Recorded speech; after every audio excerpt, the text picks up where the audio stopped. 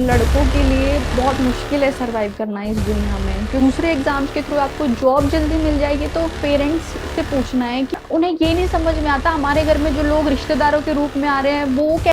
This triggers my bad memories allot.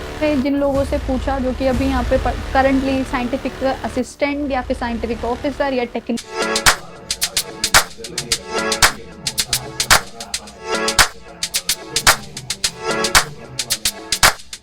Hello everyone. तो आज जिस टॉपिक पे वीडियो होने वाली है, मैंने कभी नहीं सोचा था कि मैं इस टॉपिक पे वीडियो बनाऊंगी, because this triggers my bad memories a lot. Now to start with the question कि 2 साल से CSAR गेट जेस्ट एग्जाम के लिए प्रिपेयर कर रहे हैं और क्वालिफाई नहीं हो रहा है तो क्या करें। तो इस क्वेश्चन का आंसर मैं दे रही हूँ ऑब्वियसली मेरे एक्सपीरियंस के बिहाफ पे, क्योंकि मेरा खुद 2.5 ईयर्स के बाद एग्जाम क्वालिफाई होने शुरू हुए हैं। और उस बेसिस पे मेरे सर्कल में 2 साइंटिफिक ऑफिसर्स हैं जो बहुत क्लोज हैं मेरे, और कुछ साइंटिफिक असिस्टेंट्स के बेसिस पे, क्योंकि वो सब ने भी MSc की है और SSC के लिए भी प्रिपेयर किया है और ये एग्जाम्स के लिए भी प्रिपेयर किया है। तो उनका क्या ओपिनियन है, अगर बहुत टाइम से प्रिपेयर कर रहे हैं तो अब नेक्स्ट क्या करें। मैंने अपनी लाइफ में कभी भी नहीं सोचा था कि किसी भी पर्टिकुलर टाइम के ड्यूरिंग मैं SSC, CGL या CHSL या JBT, BEd कभी भी इन एग्जाम्स के लिए प्रिपेयर करूंगी। मुझे हमेशा लगता था मैं साइंस के लिए बनी हूँ। I will lead my self in science somewhere in my life, that's it. और मैं ऐसा क्यों सोचती थी मुझे भी नहीं पता, like no particular hate for any exam, but मेरी वो सोच थी, मैं वही कंसिस्टेंटली रखती थी, मैंने वही किया, दैट्स इट।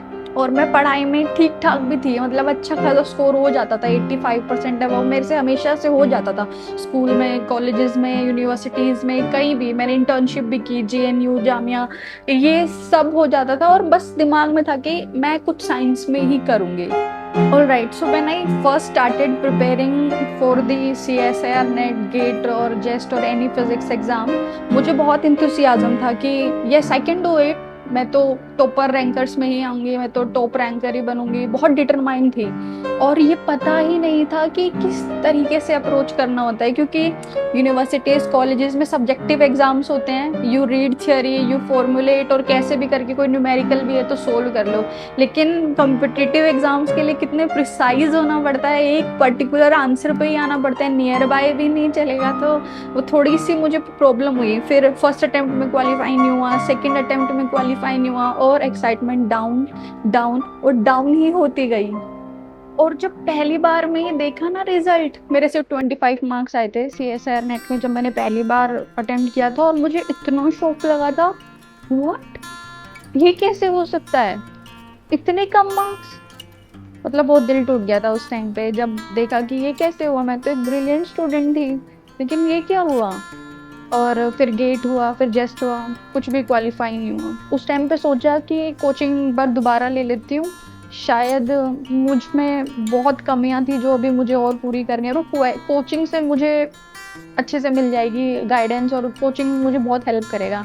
मैंने कोचिंग भी ली दोबारा, लेकिन दोबारा मैंने ऑनलाइन कोचिंग ली, और फिर भी ऐसा कुछ खास रिजल्ट आया नहीं। अभी 1 साल हो गया पूरा, और 1 साल के अंदर जब I am a dropper, complete dropper after masters, I am not doing anything, just preparing for some exam. और मुझे पता है 1 साल तक ना घर वाले बहुत पेशेंटली वेट कर लेते हैं, चलो हो जाएगा।